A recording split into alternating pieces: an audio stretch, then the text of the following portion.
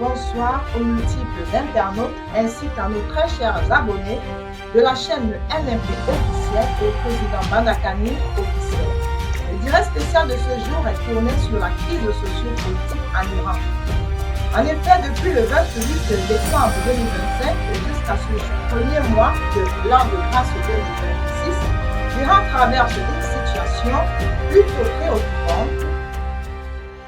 En effet, des revendications des commerçants qui réclamaient au gouvernement du guide suprême, l'ayatollah Khomeini, de déstabiliser le cours du rial iranien par rapport au dollar américain a très vite dégénéré en news, impliquant ainsi de nombreux incidents avec des violences faisant état de plusieurs morts, plusieurs blessés, des bâtiments publics et autres infrastructures détruites.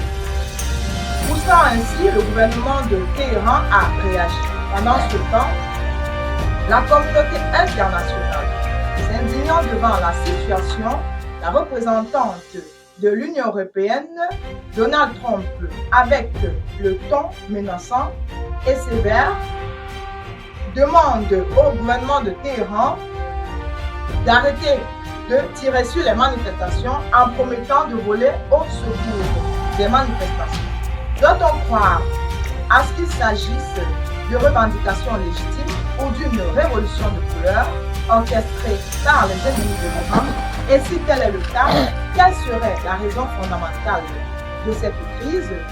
Que dit le droit international face aux multiples menaces adressées par Donald Trump à l'Iran? Et enfin, quel est le regard du panafricaniste du XXIe siècle que nous sommes? Vous l'avez certainement remarqué, pour apporter un éclairci très lucide à la crise iranienne dont nous parlons aujourd'hui, nous sommes face à un invité de marque. Le président Bandakani, que nous ne présentons plus. Président Bandakani, les questions politiques et géopolitiques sont sans doute vos plus grandes préoccupations. Bonsoir et bienvenue à cette autre édition de ce direct spécial consacré à l'Iran. Bonsoir, Madame Yapoumou.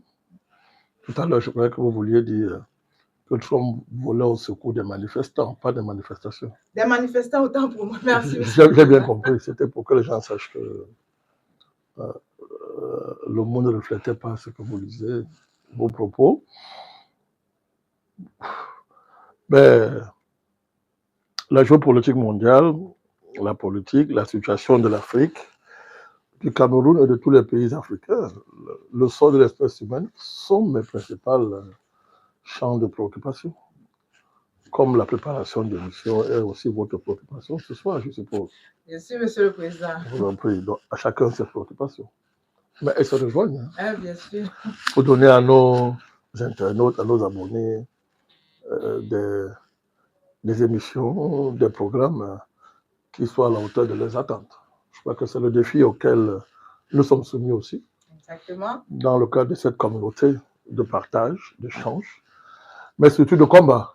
Parce que n'oublions pas la raison d'être de nos plateformes. C'est la souveraineté numérique de l'Afrique à terme. Voilà, donc je suis toujours très motivé quand il est question d'assumer mes charges. Ce sont des charges. D'assumer mes charges combattantes. Voilà, je paye ma dette à l'égard de ceux qui nous ont précédés. Merci, Monsieur le Président. Nous sommes accompagnés dans ce direct spécial par Monsieur Edjengele qui va co-modérer cette émission avec moi. Monsieur Edjengele, bonsoir. Bonsoir, Madame Yemo Stéphanie. Bonsoir à nos internautes. Et surtout, un grand bonsoir au Président national du Mouvement populaire. Bonsoir, Monsieur le Président. Bonsoir, Monsieur Edjengele. Nous sommes dans le grand rendez-vous de l'Iran, Monsieur le Président, même si ça fait environ, si on peut dire comme ça, 15 jours que le monde entier attend votre voix sur la thématique de l'Iran. Ben, en attendant ma voix, il écoute d'autres voix. C'est une bonne chose. C'est une bonne chose, Monsieur le Président. Nous sommes sur les plateformes numériques du Mouvement populaire, NMP officiel, le président Bandakani officiel, au rendez-vous de l'Iran depuis, Monsieur le Président, le 28 décembre. Il y a des manifestations qui ont débuté en Iran. Certes, elles étaient pacifiques et majoritairement portées par les commerçants qui appelaient au gouvernement de stabiliser la monnaie, puisque de manière soudaine, la monnaie avait chuté.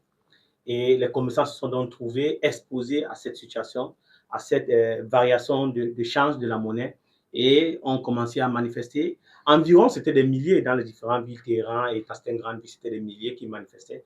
C'était pacifique, il n'y avait pas de police, il n'y avait pas d'arrestation, il n'y avait pas de violence, etc., Monsieur le Président. Mais quelques jours après, ou environ 3 à 4 jours, soudainement, il y a eu des infiltrations, si on veut utiliser le lexique du gouvernement iranien.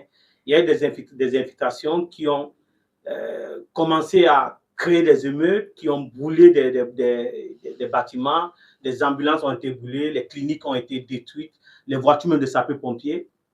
Mais le plus grave, c'est les 100 policiers, Monsieur le Président, qui ont trouvé la mort, qui ont été assassinés. Et le gouvernement iranien se retrouve donc dans une situation où les manifestations étaient pacifiques et avec des revendications logiques portées par les commerçants, à une manifestation plutôt très violente et qui demandait cette fois-ci la chute du régime iranien. Monsieur le Président Banakani, ce n'est pas la première fois, quand même, s'il faut être honnête, que l'Iran assiste comme ça aux différentes manifestations au sein de son pays. C'est vrai que bon, on peut critiquer à gauche, on peut critiquer à droite, mais cette fois-ci, Monsieur le Président, quelle est la particularité de ces manifestations? Elles n'ont rien de particulier au regard de l'histoire de l'Iran. Sauf si nous considérons comme étant une particularité ce que je pourrais appeler une espèce d'ultima ratio de l'ingérence étrangère et de l'instrumentalisation de colère populaire, plus ou moins légitime, par les ennemis de l'Iran, on les connaît. Et d'ailleurs, ils ne sont pas cachés pour se prononcer. Si on prend le cas de M. Donald Trump, de l'État d'Israël, jusqu'à ce matin encore, ils sont allés même plus loin, reconnaissant même la présence de leurs forces spéciales en Iran. Donc, le débat là, il est clos. On n'a plus affaire à des manifestations, on a affaire à une énième tentative de renversement du régime par l'entité sioniste et ses alliés. Voilà. Par les sionistes et leurs alliés. Donc, M. Donald Trump en première ligne. Donc, il faut commencer par dire ça. Parce que les manifestations, quel est le pays qui ne connaît pas les manifestations? Les Américains, aux États-Unis, il y en avait d'immenses, d'ailleurs, d'immenses.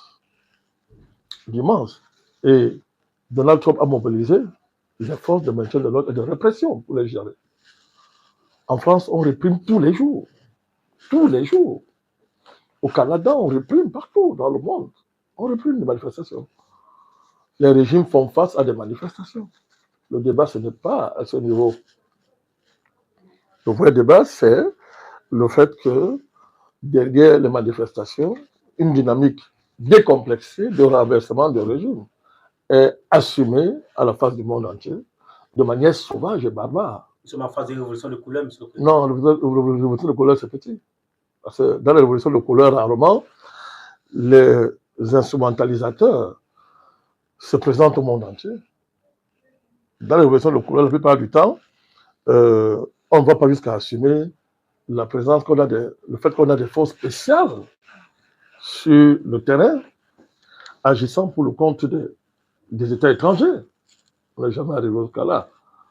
On camoufle un peu, et c'est après coup qu'on se rend compte que, voilà, on est en phase de révolution de couleur. Il faut être à ce moment-là un initié pour rapidement savoir qu'on a fait une révolution de couleur. Comme tout le monde n'est pas initié, la plupart du temps,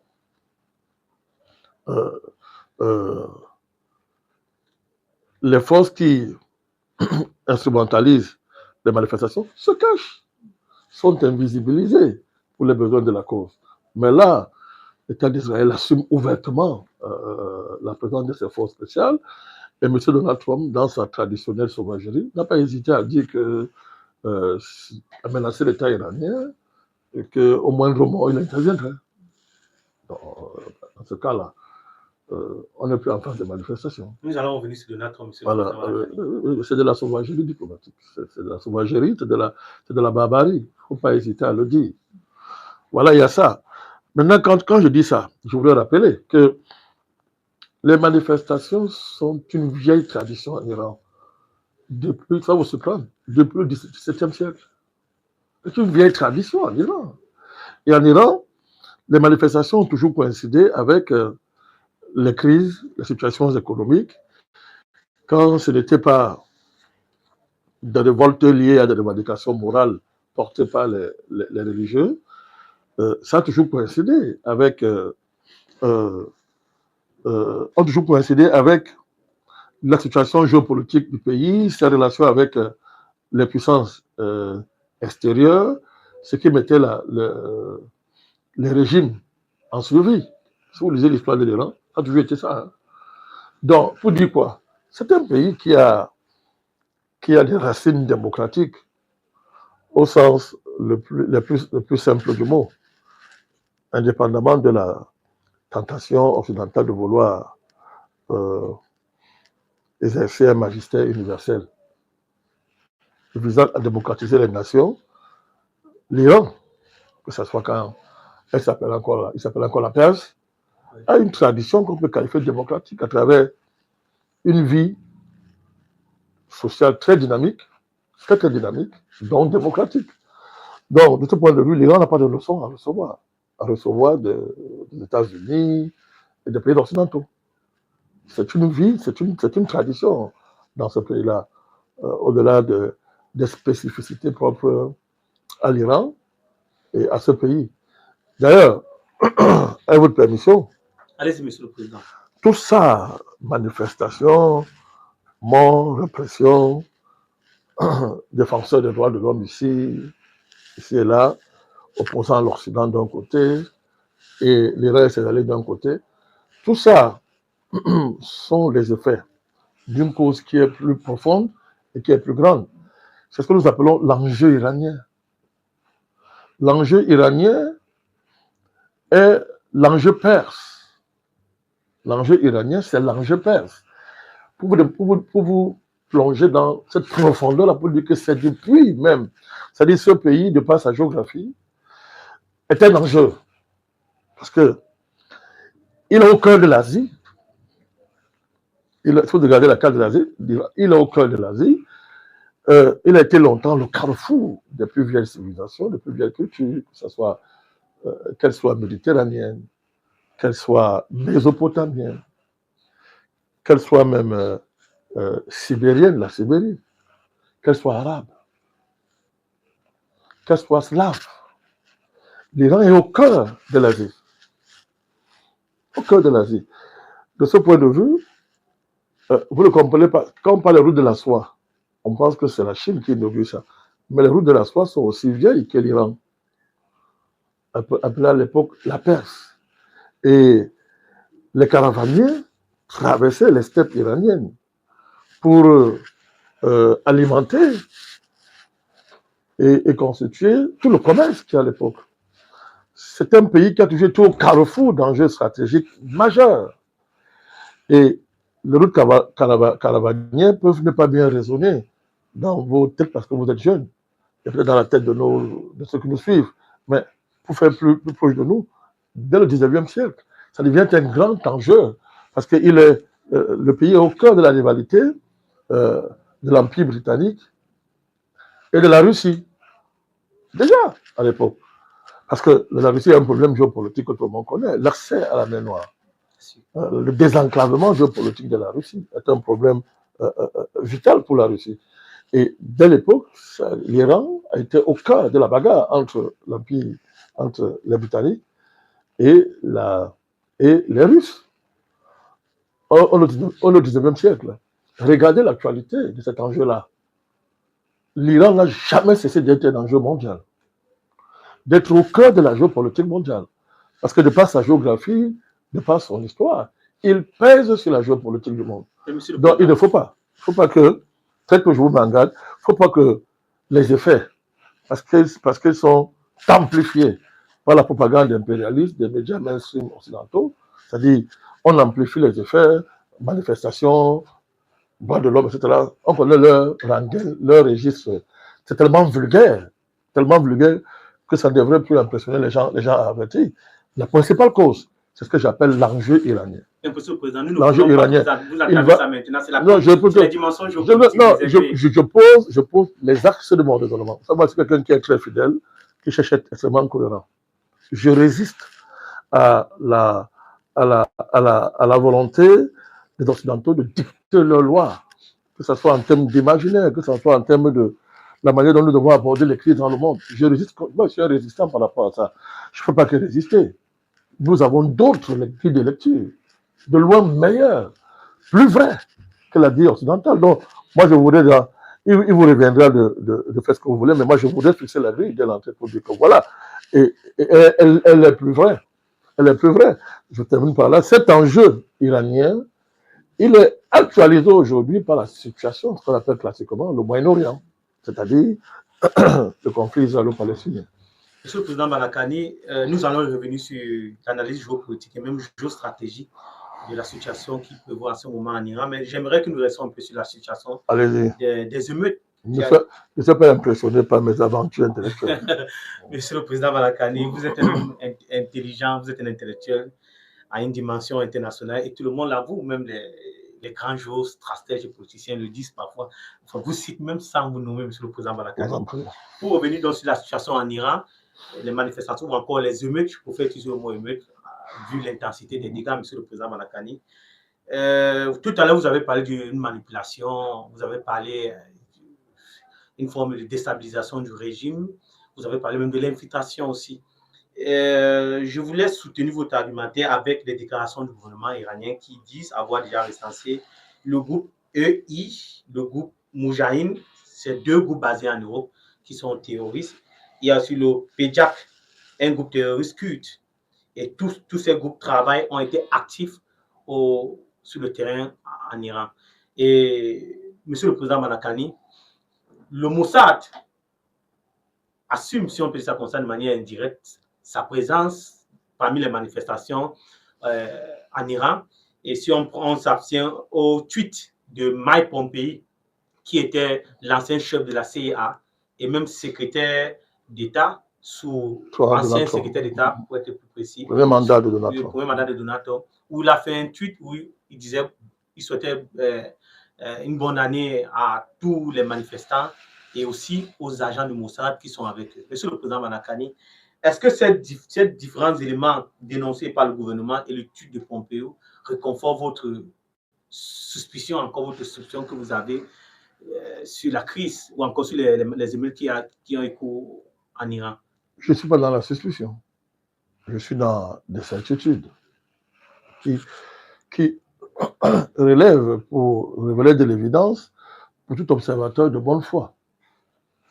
Donc, la sortie du président Trump, M. Trump, avec une brutalité et une sauvagerie à nul autre pareil, menaçant l'Iran, l'État iranien, lui interdisant de gérer les manifestations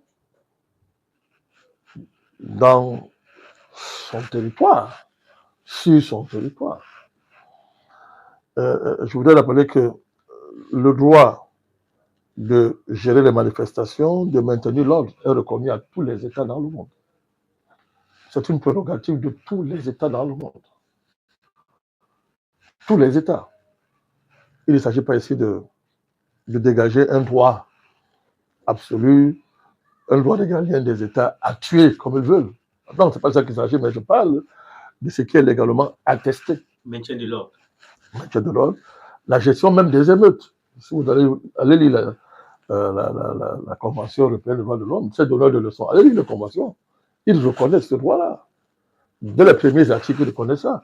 Donc, il n'y a aucun pays dans le monde où le droit au maintien de l'ordre, à la sauvegarde de l'ordre public, à la sauvegarde de la sécurité de tous, des biens, etc., n'est considéré comme étant un devoir régalien de l'État, une obligation régalienne de l'État.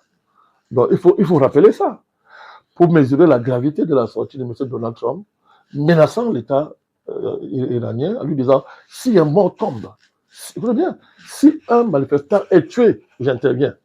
Mais alors vous mettez ça en corrélation géopolitique, géostratégique, avec ce qu'on voit, les images des terroristes, ceux qui ont infiltré la manifestation et qui tuent, qui brutalisent, pour donner du grain à moudre à M. Donald Trump.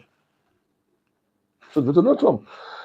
M. Pompeo ne fait que conforter cette corrélation. Il n'était pas obligé de faire ce truc, Monsieur le Président. C'est le problème. En même temps, il expose un peu son Non, pays. les soutiens d'Israël ne peuvent pas rester sans se gratter. C'est une démangeaison. Ils ne peuvent pas ne pas le faire. Donc, c'est une démangeaison. Donc, M. Pompeo, ça le démangeait tellement que, pour l'esprit, il fallait que ça sorte, comme on dit au quartier. Il a lâché le morceau. Mais avant lui, le président américain l'a fait. Le président américain l'a fait. De Donald Trump à Pompeo, aux sorties des dirigeants israéliens, peu importe la manière dont on veut coder le langage. Jusqu'au fait que, bon, maintenant, les images sont là, il n'y a plus de débat. Mais ce n'est pas la première fois. Les Occidentaux, ouvertement, disent qu'ils vont renverser le régime iranien. De toute façon, c'est un objectif géopolitique. De toute façon, le vice-président iranien, Mohammad Aref, dit que pour lui, c'est la deuxième phase de la guerre après la guerre des 12 jours. C'est clair, il fallait s'y attendre. Nous, on n'a pas besoin d'un génie de la géopolitique pour comprendre que l'Iran devait être attaqué. Après, l'État d'Israël ne rêve que d'une vengeance, ne rêve que d'une revanche par rapport à l'humiliation qui lui a été infligée pendant la guerre de 12 jours. Donc, c'était évident. C'était évident. L'occasion faisant le larron, le larron ne se cache pas, ne se cache plus. Ils sont là, ils sont à l'œuvre. Ce qui, moi je dis, ce qui est, ce sont des effets, des facteurs. C'est un cadre qui est vieux. Le cadre du Moyen-Orient, il est vieux avec les acteurs.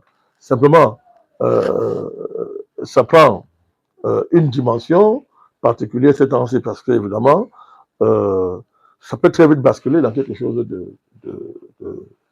qui dépasse le cadre du Moyen-Orient. Voilà. Monsieur le Président Banakani, vous l'avez tout à l'heure mentionné dans vos propos, la République islamique d'Iran est perpétuellement en pleine manifestation, on peut le dire, c'est-à-dire c'est un pays coutumièrement où on assiste à des manifestations récurrentes. C'est un fait. Alors, depuis des siècles. On rappelle récemment, d'ailleurs, qu'il y a eu encore des manifestations en 2017 dans le cadre d'une révolution dite verte. On a eu en 2009, autant pour moi, révolution dite verte. Après, on a eu la révolution des manifestations en 2017 et en 2018, où dans le cadre de l'attaque des terroristes, dans le cadre de l'attentat terroriste contre le Parlement. Et nous avons eu plus récemment, en 2022, le décès d'une jeune dame. Et puis récemment, en 2025, c'est-à-dire aujourd'hui, 2025-2026, les manifestations dues au cours économique qui sont un peu en hausse. Alors, Monsieur le Président, n'est-il pas, le gouvernement iranien n'est-il pas coupable de dresser le lit de manifestation de par ses décisions de gouvernance? Ne devons-nous pas penser? Peu importe ce qu'on pense. Là, il revient aux Iraniens, seuls, sans ingérence sauvage, sans que les manifestations et les manifestants ne soient le relais de projets impérialistes occidentaux. Il revient de régler ça. C'est une question intérieure à l'Iran. Mais si un peuple est face à un régime, est-ce qu'il n'a pas le droit de se faire des alliés extérieurs, Monsieur le Président? Si, on peut avoir des alliés. Maintenant, si les alliés remplacent le peuple, ils sont plus des alliés. C'est le problème. Si les alliés remplacent le peuple, ils sont plus des alliés. Voilà, donc c'est de cela qu'il s'agit. Donc, les choses sont claires. L'État iranien rend compte en dernière instance à son peuple. L'État iranien ne rend pas compte aux États-Unis. L'État iranien ne rend pas compte à Netanyahou, génocidaire, en passant.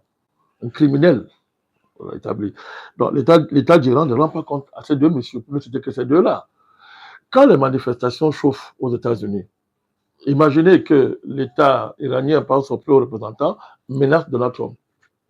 Imaginez qu'un pays quelconque rappelle à Donald Trump que voilà, si un seul manifestant tombe dans ton pays, tu verras ce que tu vas voir. Pour vous, c'est inconcevable, mais ça arrivera. Hein. Ça arrivera. Ce sont des lois fatales de la géopolitique. Les cimetières sont remplis de de prétention universaliste d'empire, qui se sont élevés provisoirement sur le monde et qui ont cru qu'ils étaient devenus des dieux. Les cimetières sont remplis. Donc, toute chose était égale par ailleurs, on ne conçoit pas ça dans les cas où il y a des manifestations aux États-Unis, en Israël et ailleurs. Or, il y en a là-bas tous les jours. Tous les jours. Ils interdisent. Ils répriment violemment. Ils tuent. Mais pourquoi? Pourquoi l'inverse n'est pas possible? À savoir que pourquoi ils ne rendent pas des comptes quand ils tuent les manifestations dans leur pays? Pourquoi ils ne rendent pas des comptes quand ils massacrent dans leur pays? Vous voulez qu'on l'appelle Gaza? Regardez comment on hiérarchise les victimes dans le cadre d'une instrumentalisation géopolitique. Plus de 100 000 morts à Gaza, des milliers de bébés massacrés, etc. Un génocide qui est une des plus grandes hontes de l'histoire de l'humanité. Mais les Européens, ça ne leur disait rien. Ils défendaient le droit à la défense d'Israël. Et Netanyahou, plus il tue, plus il est un bienfaiteur de l'humanité. Plus il tue, plus il est un bienfaiteur, bientôt il aura le prix Nobel pour avoir tué. Mais avant même que le régime iranien ne commence à réprimer les manifestations, on l'avait déjà sommé de ne pas tenter de tuer. Bon, maintenant, les quelques morts, centaines de morts qu'on compte, parlent plus aux Occidentaux, fait dresser leurs cheveux et les plongent dans un état hystérique. Mais ne voyez pas les morts des policiers. Les plongent dans un état... Je ne vais pas parler des policiers. Encore que on peut y revenir. Tout à l'heure, je reviendrai. On fera la comparaison avec la France. C'est-à-dire que les Occidentaux sont dans l'hystérie. Ils sont fous, ils ont perdu le nord, ils ont perdu tous les nerfs pour des centaines de morts. Un mort égale un mort, soit. On s'incline devant ces morts, c'est une évidence. Mais quand même 100 000 morts à Gaza, les massacres des bébés qu'il y a eu à Gaza, on se serait attendu qu'il y ait la même réaction. Pourquoi on hiérarchise les victimes? Donc, ça ne sert à rien de crier comme des cabris, comme des moutons. Démocratie, droit de l'homme. Non, on sait désormais que le pire ennemi de l'homme dans le monde, ce sont les Occidentaux. Même les plus incultes maintenant le savent. Parce qu'il n'y a rien de pire que d'instrumentaliser ce qui, en principe, est quasi sacré.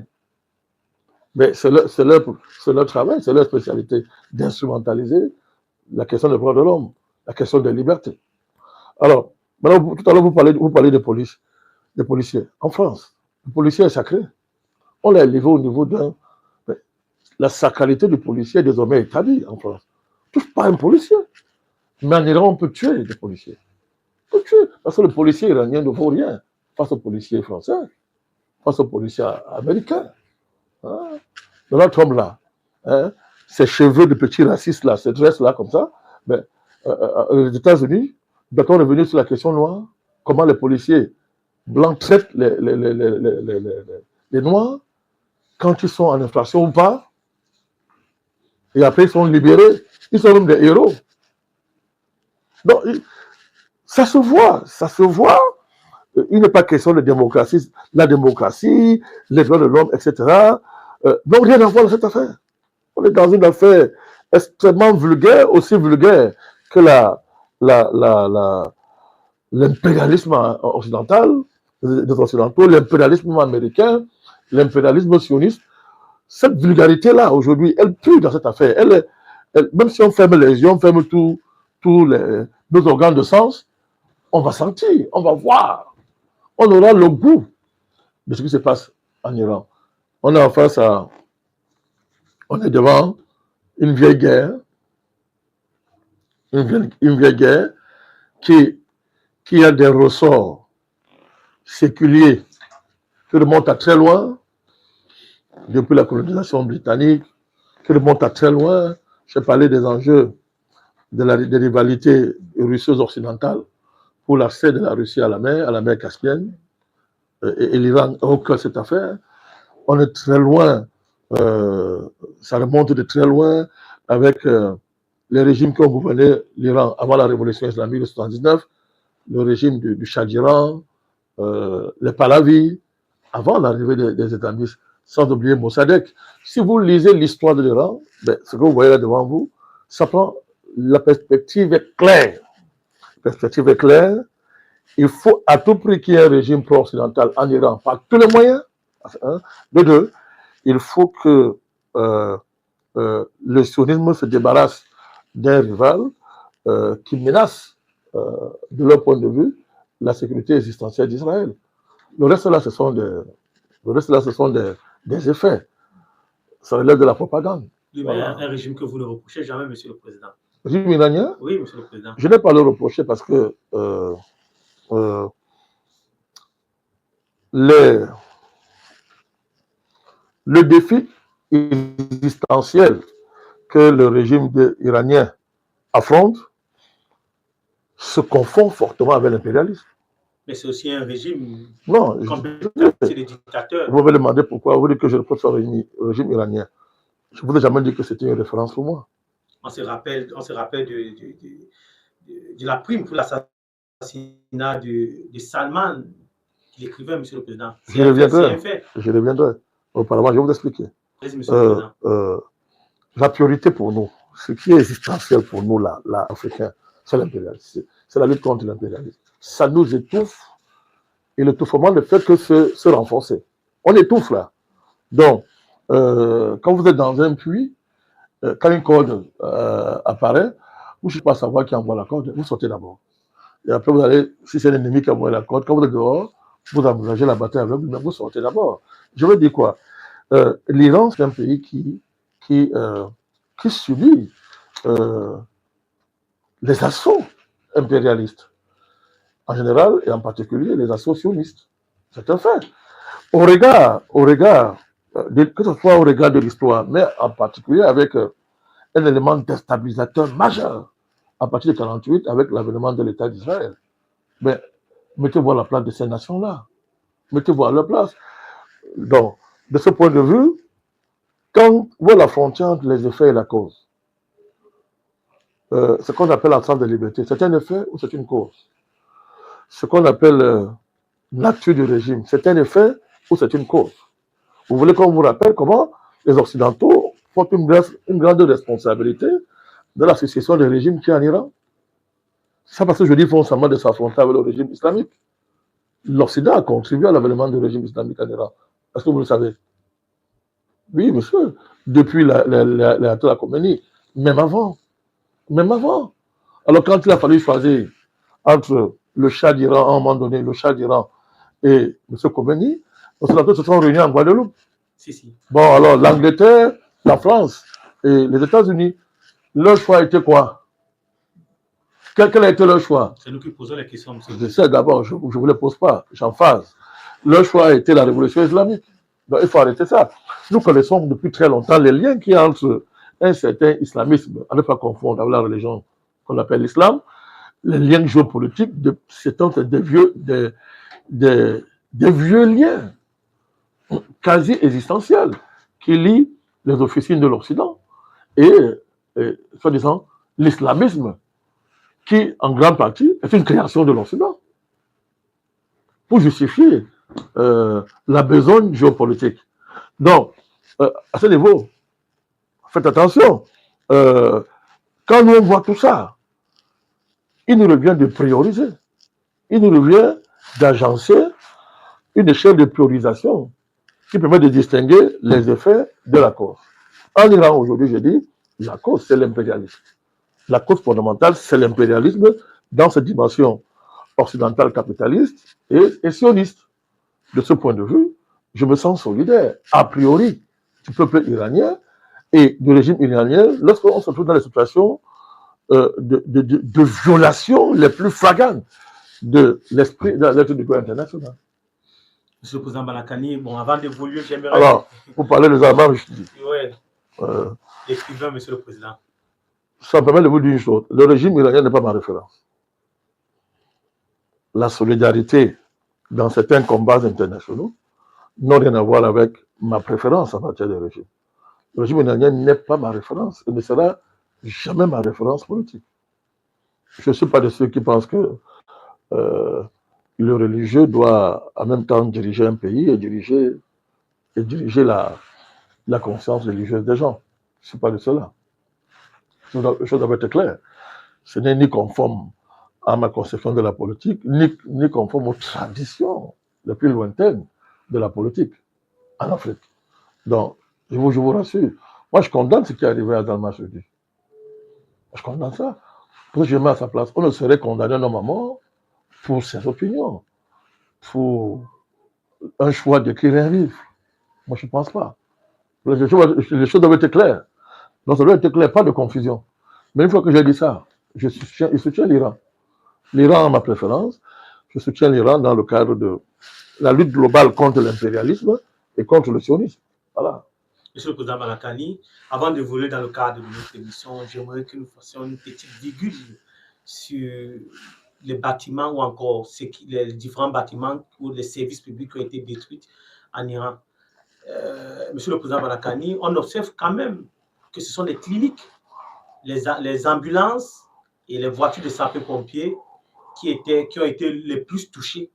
Pourquoi précisément ceci, Monsieur le Président Malakani? Mais ça montre qu'on a fait une organisation qui dépasse le cadre des simples manifestations pacifiques. Parce que là, on est en train d'attaquer les structures de l'État, les structures qui permettent de garantir un minimum de services. Oui, un minimum de services vitaux en la matière.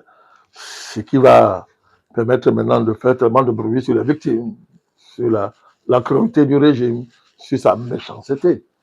Voilà, c'est ça qu'il s'agit. Il s'agit de créer les conditions qui permettront de dire que non, c'est un régime qui a massacré ta population, etc. Et donner le fameux prétexte que M. Donald Trump cherche pour intervenir. Monsieur le Président Malakani, juste pour appuyer ou pour donner quelques éléments pour le bénéfice de nos internautes, le ministre des Relations des Affaires étrangères de l'Iran, M. Abba Arachi, a indiqué aujourd'hui, c'est public, donc ce n'est pas un dévoilement que nous faisons, c'est déjà public, qu'il y a déjà 300 manifestants ou encore qui étaient formés par le Mossad et les étrangers qui ont été arrêtés, mais que 600 manifestants ont été identifiés, mais déjà 300 ont été arrêtés qui ont été formés par l'étranger. Donc ça, c'est pour le bénéfice de nos internautes qui comprennent que cette émission, c'est aussi une émission qui s'offre en alternatif lorsque les médias mènent contre la situation et que les informations sur le cas de l'Iran sont vraiment biaisées partout. Le NMP officiel s'offre comme ça en alternatif pour le bénéfice de l'information de nos internautes. Ben, il le faut. Seulement le courage, mais Dieu nous en donne. Le vrai Dieu nous en donne.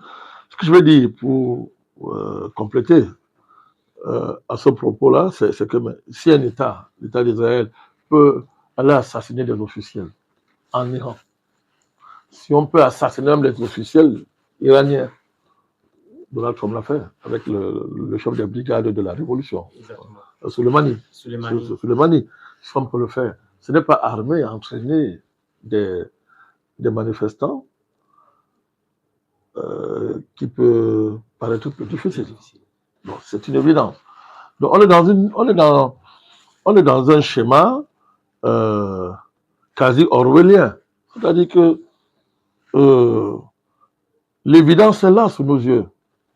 Mais on nous amène à douter de ce que nous voyons. On nous amène à remplacer ce que nous voyons par ce qu'on nous dit. Mais celui qui nous dit est un protagoniste majeur, qui en plus assume même ce qu'il fait.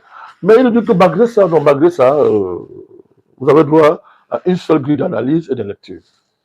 C'est un régime de mola, c'est un régime horrible, cruel, antidémocratique, c'est un régime autoritaire, dictatorial, il doit tomber. Voilà. Bon. C'est inacceptable, c'est vieux, ça s'est dépassé. Le monde le plus lisible à partir d'une telle lecture occidentale. C'est dépassé. Nous savons que ça fait du bien aux internautes de vous écouter. Dépassé. C'était vraiment un blackout sur la situation qui sévit en ce moment. Oui, ils ont, comme d'habitude.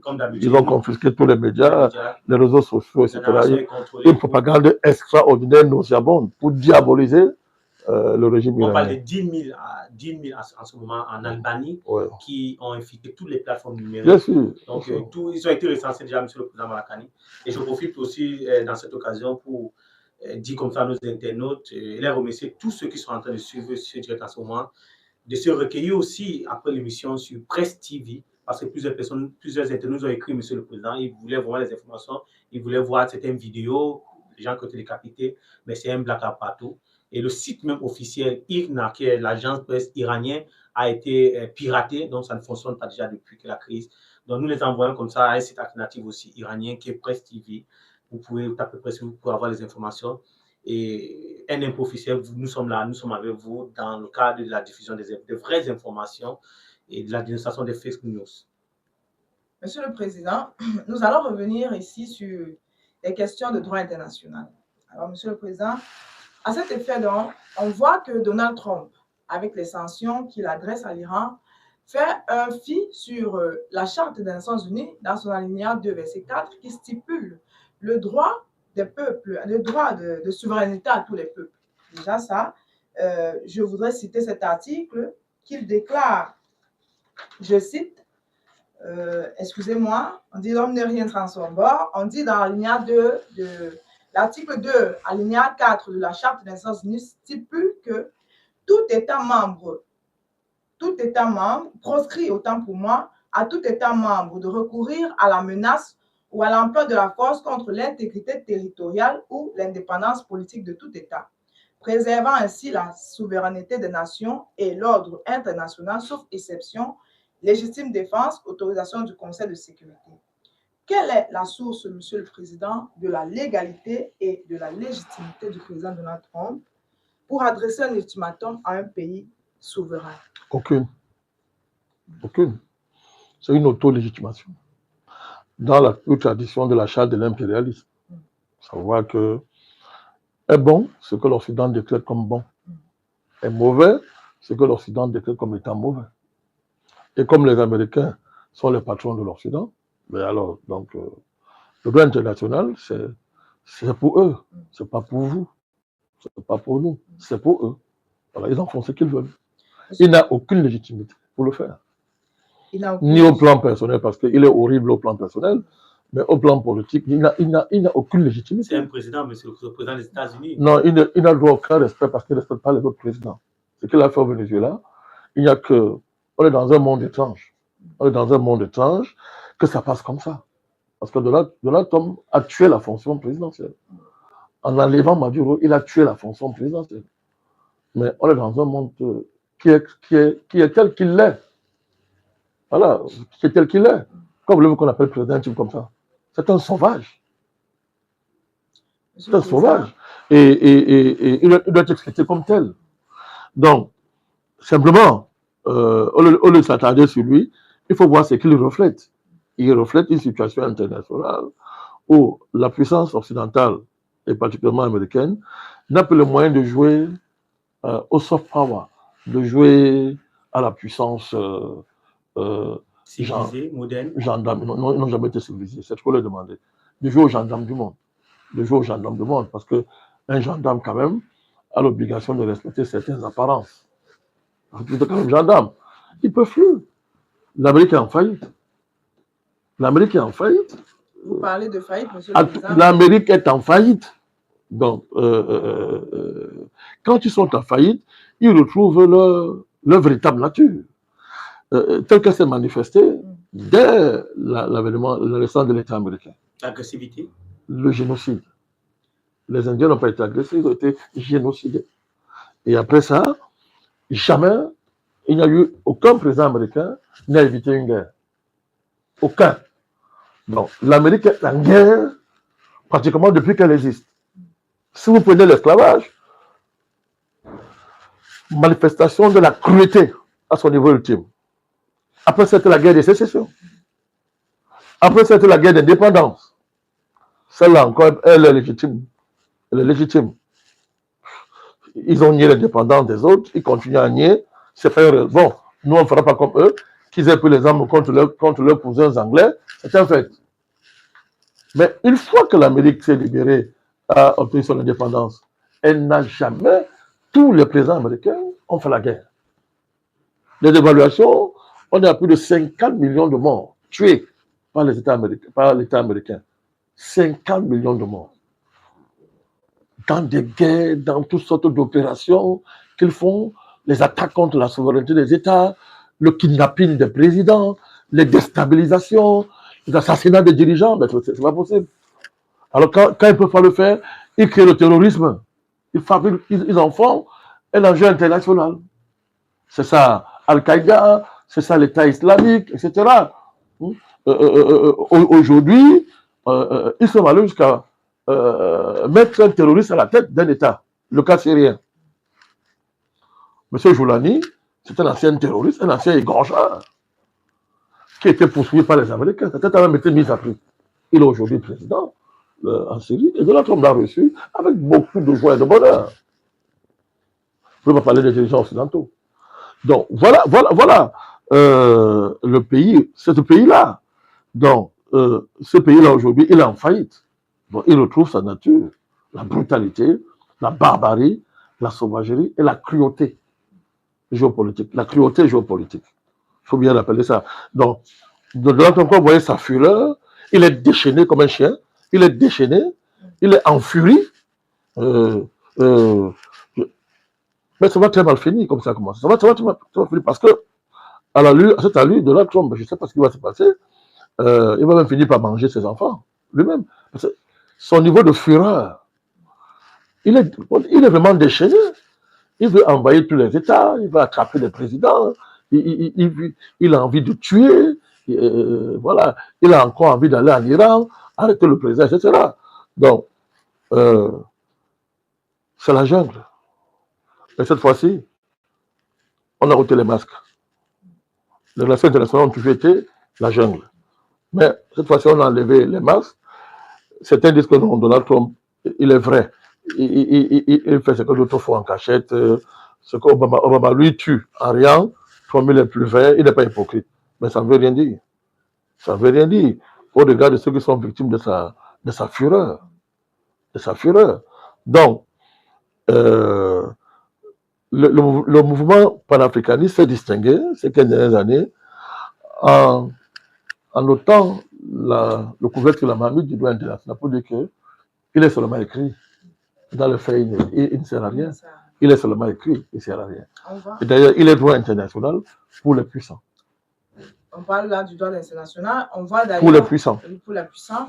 On voit aussi un autre fait ici qu'il corrobore avec ce que vous dites, le droit international est vraiment bafoué. Ici, il s'agit là des multiples sanctions adressées à l'encontre de l'Iran, des multiples sanctions imposées par les États-Unis. On voulait rappeler ici, en violation au mépris du droit international. Monsieur le Président, ce sont des sanctions économiques. Quelles sont les conséquences géoéconomiques et la signification géopolitique de ces sanctions? Elles sont toutes illégales, parce qu'elles sont le fait de la communauté internationale. Elles sont illégales, mais elles sont effectives, puisqu'on remarque, on observe des embargos elles sont le fait dans le territoire. Elles sont le fait de la communauté internationale. Elles sont effectives parce que l'impérialisme économique est dans la domination occidentale sur l'économie mondiale, les donne le droit de créer les règles, des règles spécifiques. On dirait un pouvoir réglementaire de type mondial. Ça veut dire que les États disposent du pouvoir réglementaire, c'est-à-dire édicter des règles, les créer là où il n'y en a pas, pour l'intérêt commun. Mais là, la communauté internationale, c'est quoi? C'est un groupe de bandits et de prédateurs qui, n'est-ce pas, prenant fait de la domination de l'Occident sur l'économie mondiale et du caractère intégré de l'économie mondiale, ça depuis l'esclavage, la colonisation, etc., la révolution industrielle, etc., ont trouvé très très facile de sanctionner. Alors, je prends un exemple. Si vos devises sont libellées en dollars, comme ça a été le cas pendant très longtemps, à cause du monopole du dollar sur le marché des devises, ben, il suffit qu'il est très facile de vous sanctionner. Donc, c'est un pouvoir extraordinaire qu'ils ont. Ils le matérialisent donc en édictant des règles sous forme de sanctions qui transforment en droit Et ça passe comme si ça relevait du droit international. J'ai vu que vous étiez emporté dans ça. Non, ce n'est pas du droit international. C'est de la prédation juridique. C'est de la prédation juridique. On est dans la prédation juridique. Hein? Vous savez, la prédation, vous savez, en brousse, hein, le prédateur mange les animaux faibles. Attendez, le prédateur, lorsqu'ils ont faim, ils attrapent leur proie, ils mangent. En toute sauvagerie. Mais ça, c'est le propre des animaux dans la jungle. Mais transposons de relations internationales, vous pouvez à partir de là voir le niveau de régression pour des prétendus civilisateurs. Le niveau de régression que le monde connaît aujourd'hui. Si un jour le monde était sorti de cette jungle-là, bon, voilà les humains transformés en animaux, on est dans la jungle. Les prédateurs, enfin, ils attrapent les faibles, ils bouffent, ils mangent. Et pour manger tranquillement, ils édictent des règles, et ils appellent ça le droit international. Mais non, ce n'est pas le droit international. La communauté internationale représente qui? L'Occident. Elle se représente elle-même. L'Occident. Elle se représente, oui. Ils étaient forts, ils ne sont plus. Ils étaient forts, ils se battent là contre une dégringolade irréversible. C'est fini là. Donc, on dirait qu'ils sont sur une montagne remplie d'huile. Ça touche, il faut que glisser pour descendre. Donc, on est en face de... C'est ça. C'est cela les sanctions. Pourquoi on sanctionne l'Iran? On dit qu'il n'a pas le droit d'accéder à l'arme atomique. Mais personne ne s'est arrêté pour interroger la légitimité de telles sanctions et de quel droit on refuse à l'Iran d'avoir l'arme atomique. Est-ce que sur le plan national, c'est tenable? Sur le plan national, ce n'est pas tenable, puisque ceux qui refusent à l'Iran d'avoir l'arme atomique, au nom de quoi ils ont l'arme atomique? Au nom de quelle légitimité internationale ils ont l'arme atomique? C'est au nom de la force, le fait d'avoir gagné des guerres mondiales, et le fait d'avoir, par la colonisation, l'esclavage, l'impérialisme, la possibilité de considérer que ce qui est bon pour nous est bon pour tout le monde. Pourquoi Israël aurait droit à l'arme nucléaire et pas l'Iran? Pourquoi? Donc, vous voyez que, alors c'est sur cette base-là. On dit non, ils font des progrès, ils vont vite, ils vont accéder à l'arme nucléaire, sanction. Alors, on a mis le pays dans, c'est l'embargo, moi je ne peux pas de sanction, c'est l'embargo. On a obligé le pays à vivre un peu en autarcie. Il faut bien comprendre ça. Moi, je suis content que vous ayez soulevé ça, quand on parlait de géoéconomie. Avant d'arriver à la géoéconomie, regardons la nature des sanctions. C'est empêcher le pays de commercer avec l'extérieur, on attaque sa monnaie, etc. Donc, embargo sur les armes, embargo économique, partout. Donc, le pays est obligé de vivre en autarcie. C'est l'explication majeure des manifestations. Et depuis ce matin, Donald Trump, sans beaucoup que Monsieur le Président, a fait un tweet où il mettait pression aux alliés qui commercent avec l'Iran d'augmenter jusqu'à 25% les droits des douanes. Voilà, donc oui, j'ai vu ça ce matin. Donc, vous voyez très bien que c'est l'asphyxie, c'est l'égorgement. On égorge une nation. On serre le cou d'une nation pour l'empêcher de respirer. C'est ça l'explication des manifestations. Bon, maintenant, celui qui égorge, l'égorgeur, celui qui serre le cou, il est qui, lui? Qui lui a donné le mandat? Sinon, c'est un prédateur, c'est un sauvageon. Vous avez bien compris la prédation maintenant, la notion de prédation, parce qu'il n'y a aucune raison que dans le mandat soit aussi fort. Après avoir abruti les peuples du monde avec une propagande qui n'a pas de sens, à faire croire que non, ils sont des civilisateurs, ils ont le droit à l'arme atomique parce que, comme ils sont civilisés, ils ne vont pas s'en servir. Ils s'en ont servi 2 fois, aux États-Unis. Et même ceux qui ont eu la bombe atomique, qui ne s'en sont pas encore servis, l'ont eu en massacrant d'autres peuples, en les massacrant, en attaquant leur souveraineté. C'est le cas de la France, c'est le cas de la France et tous ces pays-là. L'Union américaine, c'est grâce au Congo. On connaît à quel prix? L'arme nucléaire française, l'Algérie et le Sahara, on en a souffert, on sait ce que c'est. Le Niger, etc. Donc, vous voyez très bien que les égorgeurs, c'est parce qu'il n'y a personne pour le faire pareil. Mais sinon, le monde serait en paix depuis très longtemps. Les sanctions contre l'Iran n'ont aucune légitimité, sont illégales. Elles relèvent de la prédation internationale, tout le simple. ne s'agit pas d'un ordre international qu'on veut préserver. Monsieur le Président Balakani, c'est bien entendu. Nous allons interroger Monsieur le Président. Alors, elle parlait de géoéconomie. Si. Mais à partir du moment où l'Iran est mis sous autarcie, il s'organise pour respirer, pour boire de l'oxygène. C'est humain. C'est le contraire qui aurait surpris. Si vous, on sait votre coup avant que vous ne mourrez, vous vous défendez quand même. Donc, l'Iran a développé une économie de sanctions, une économie pour contrer les sanctions, ce qui lui a permis de diversifier ses partenariats. Et ces partenariats-là ont dégagé, ont réactualisé des axes alternatifs aux circuits occidentaux. C'est tout. Là, on est dans la géoéconomie, où c'est comme ça que l'Iran a développé ses relations particulières avec la Chine, avec la Russie, etc. C'est comme ça qu'elle a organisé aussi ce qu'on appelle l'axe de la résistance, malgré tout ce qu'on reprochait à cet axe-là. Mais le pays a suivi, le régime a suivi, il doit survivre, il doit se battre. Monsieur le Président Balakani, nous allons interroger l'axe de la résistance, mais tout à l'heure donner une connotation géographique, et tout à l'heure, dès l'entame de l'émission, vous vous êtes plongé dans l'analyse géopolitique de la situation. Je ne vais pas insister sur les prouesses de ce pays quant à sa capacité à se défendre, à créer des armes pour se défendre. Ce sont des prouesses extraordinaires qui ont permis, ça a été possible parce qu'il y a eu une révolution au niveau des structures scolaires, des structures de l'enseignement supérieur, qui ont fait que le pays aujourd'hui est un des plus grands producteurs mondiaux d'ingénieurs par an. D'ingénieurs par an, l'Iran aujourd'hui. Donc, vous voyez que à l'embargo imposé, aux sanctions imposées, a émergé une économie alternative qui, Caïn Cahan, permet au pays de tenir debout jusqu'à présent. Monsieur le Président, et parlant de l'énergie, c'est juste une information que nous parvient comme ça sur le plateau, que l'Iran a reçu à déjouer le blocus technologique qui avait cours depuis 20 ans déjà. Donc désormais, l'Iran rivalise avec les plus grandes entreprises américaines, allemandes et même chinoises dans le domaine des membranes de séparation du gaz de pointe. Donc dorénavant, l'Iran est capable, de par sa technologie, de pratiquer la technologie de la membrane de séparation des gaz de pointe. Monsieur le Président Balakani, l'Iran qui s'est constitué... Bon, en termes de puissance nationale, oui. Bon, maintenant, l'embargo a des effets sur la population. Des effets sur l'économie iranienne. Voilà. En termes d'intrants, en termes de certaines denrées. Oui. Voilà. Le pouvoir d'achat, le coût des produits. Tout à fait. À partir du moment où la monnaie est attaquée, il y a une baisse du pouvoir d'achat. C'est une incidence sur le commerce. Et on comprend pourquoi ils étaient en première ligne dans les manifestations.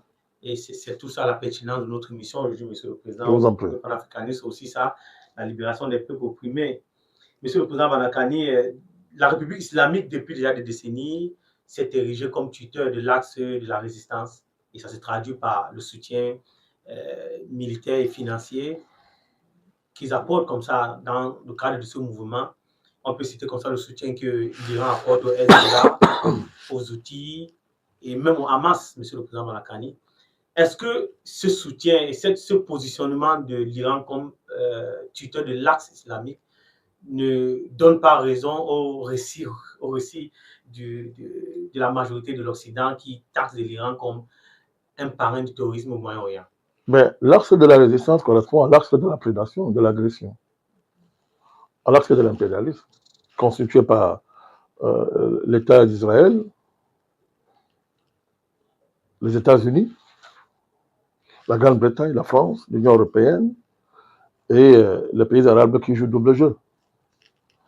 Vous voulez mettre en doute l'effectivité de cet axe-là?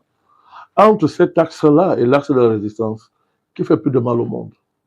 Et de toute façon, Monsieur le Président, les Occidentaux, je pose une question, pas à vous, mais je veux que ceux qui nous écoutent aient le courage de se départir d'une espèce de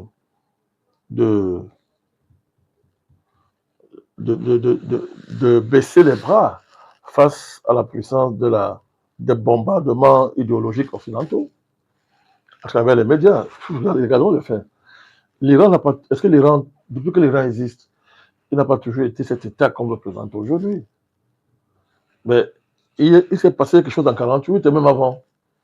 La manière dont l'Occident organisait la décolonisation de cette région du monde, les Anglais, etc., c'est passé quelque chose avant qui, en plus maintenant de l'avènement de l'État d'Israël ont créé les conditions de tout ce qu'on vit aujourd'hui. Quel État peut rester indifférent s'il y a des menaces à sa porte? Non. On ne comprend pas l'axe de la résistance si on ferme les yeux sur l'axe de la prédation et de l'impérialisme que je viens de citer. Bon, cet axe-là, c'est d'être ainsi à Gaza. C'est plus de 100 000 personnes qui vont tuer. Qui en parlent? Qui en parlent? Alors, le Hamas, allons-y, on va continuer. Le Hamas, Israël soutient le Hamas. Netanyahou, c'est établi. Bon, qu'est-ce que vous reprochez à l'Iran? Si soutenir le Hamas, c'est un crime. Mais alors, crime pour crime. Donc, vous n'avez pas nié que quand même la République islamique de l'Iran a, ces derniers temps, eu une influence grandissante de par son positionnement géopolitique. Pourquoi je vous explique, vous dites que je vous explique, je ne sais pas si vous êtes devenu pro-sioniste, mais je vous explique que l'axe de la résistance correspond à l'axe de l'impérialisme occidental. Je ne fais que poser des questions, monsieur. Mais moi, je vous réponds.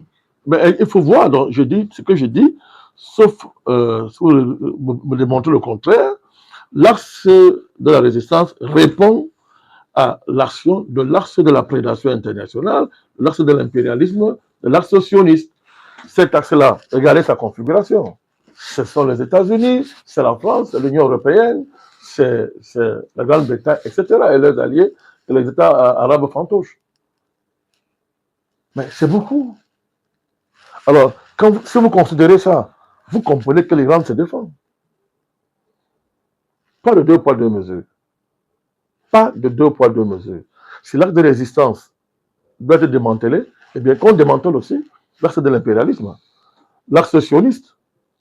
Non, monsieur le président Balakani. Non, mais est-ce que vous comprenez ça? Bon, vous posez les questions, moi je vous explique. J'insiste là-dessus. Mais puisque ces différents groupes... Il n'y a pas deux poids, deux mesures. Mais puisque ces différents groupes sont aussi situés sur... Si on prend le canal de Suez, si on prend le détroit d'Ormuz, si on prend le canal d'Aden, si on prend comme ça les routes qui sont situées sur la côte et qui permettent quand même, monsieur le président, des grands échanges.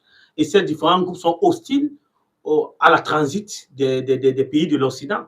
Est-ce que, si donc l'Iran parraine dans ces différents groupes, ça veut dire que l'Iran est de facto en train d'influencer le commerce international dans ces zones et par ricochet désorganiser la politique économique de ces différents pays dits de l'Occident. Est-ce que l'Occident n'a pas le droit l'Iran doit donc se laisser mourir? L'Iran doit se laisser mourir? Quel État au monde ne peut accepter ça? Regardez l'État Yankee.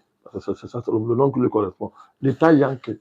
L'État Yankee considère que les frontières américaines se confondent avec celles de la planète. Est-ce que vous le savez? Bon, vous ne voulez pas le savoir, mais regardez l'organisation des bases militaires américaines dans le monde. Ils considèrent que les frontières américaines se confondent avec celles de la planète. Bon, si les bases militaires ne vous suffisent pas, qu'est-ce que vous appelez? C'est quoi l'extraterritorialité? La violation des frontières et de la souveraineté des États. Bon, alors, maintenant, ça c'est normal quand c'est normal. C'est normal quand la France le fait en Afrique. C'est normal quand ils font tout ça partout. Tout ça est normal. Ouais, mais écoutez, mais c'est ça qu'il s'agit. Je ne peux pas panafricanisme mon État, jouer le jeu de deux poids. Oui, je peux pas jouer ce jeu-là. Il faut que au démantèlement supposé de l'axe de la résistance, qu'il y ait le démantèlement de l'axe impérialiste et sioniste. C'est simple que ça. Parce qu'il est question de la survie de l'Iran. Alors, je ne vous dis pas que l'axe de la résistance, comment je veux dire ça, que je soutiens, c'est un soutien a priori. Non, il ne s'agit pas de soutenir, il s'agit de comprendre. Il s'agit de comprendre. J'essaie de comprendre cette affaire. C'est encore d'autant plus grave que ce que vous reprochez à l'Iran, les États-Unis le font. Israël le fait, tous ces pays-là le font. Je vous dis, le commerce qu'il y a entre Israël et le Hamas, ce n'est pas le seul cas. Les pays dont, la création des groupes terroristes pour en faire un enjeu international, c'est qui? C'est l'axe américano-sioniste. La France fait ça en Afrique, c'est ce que la France fait en Afrique. Est-ce que vous vous rendez compte? Les Anglais, c'est une vieille tradition. Depuis quand ils avaient encore le mandat onusien dans cette région-là, ils ont validé d'abord l'histoire des groupes terroristes. On peut même commencer, on parle même très loin, même l'histoire des frères musulmans. Vous allez voir comment ils sont au cœur de tout ça. Ils sont au cœur de tout ça. Donc, c'est un sujet complexe. Je ne suis pas fier de voir le Liban dans l'état où il est. Je ne suis pas fier. Si on doit parler seulement du Liban. Mais l'État libanais, la première menace qui presse le Liban, c'est l'État d'Israël. C'est l'État d'Israël, c'est pas l'Iran, c'est l'État d'Israël. Vous n'avez qu'à voir à quoi ressemblaient ces pays-là avant la création de l'État d'Israël. Donc, il faut pas, on ne va pas jouer ce jeu-là. On ne peut pas jouer ce jeu-là. C'est pour ça que moi, dans le contexte-ci, dans les conditions actuelles, moi, je comprends très bien la démarche de l'État iranien. Mais Monsieur le Président, certains jours... Sans en faire ma référence, je comprends très bien. Certains jours politiciens pensent que dans tout ça, l'Iran qui se constitue comme le tuteur de l'AS, anti-bénéfice, mais par contre, ses alliés ou encore les différents groupes qu'elle soutient subit. Si on prend le cas du Liban qui subit en ce moment, on prend le cas du Hamas en Palestine. Pourquoi on parle à la place des Libanais? Les Libanais sont dans la situation où ils s'organisent pour en sortir. Je voulais juste vous poser cette question. Non, ne parlez pas à la place des Libanais, parce que le Liban, il est éclaté aujourd'hui en factions, quasiment en morceaux. C'est au nom de quel morceau? Donc pour vous, la cause du Liban, c'est pas pour moi, c'est un fait historique. Ce qui mêle la sécurité de toute la sous-région, c'est la création de l'État d'Israël, tel que ça a été mené. Alors, ça a placé ces pays-là dans la situation de suivi, d'urgence et de légitime défense. Alors, chacun se battant comme il peut, je peux comprendre ça. Je comprends ça très bien. Alors, dans un cadre normal, on pourrait très bien envisager une discussion sur la qualité de l'axe de la résistance. Maintenant, vous allez le faire et être sérieux quand vous fermez les yeux sur l'axe de la prédation, de l'impérialisme et du sionisme. Comment est-ce que vous allez faire ça? Comment ça va tenir? Il faut être juste. Il faut être juste. Moi, mon camp, c'est celui des opprimés. Monsieur le Président.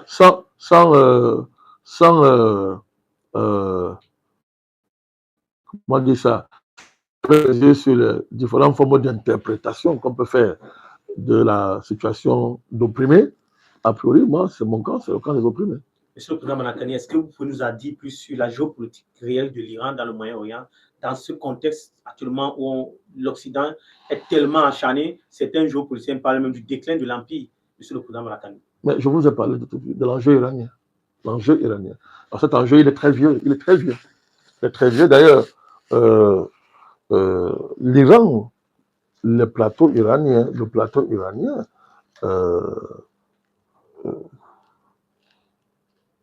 il joue un rôle très important, pas seulement dans l'histoire de la zone, même de toute l'humanité. L'Iran, je vous ai parlé de sa position géographique, qui la place au cœur de l'Asie.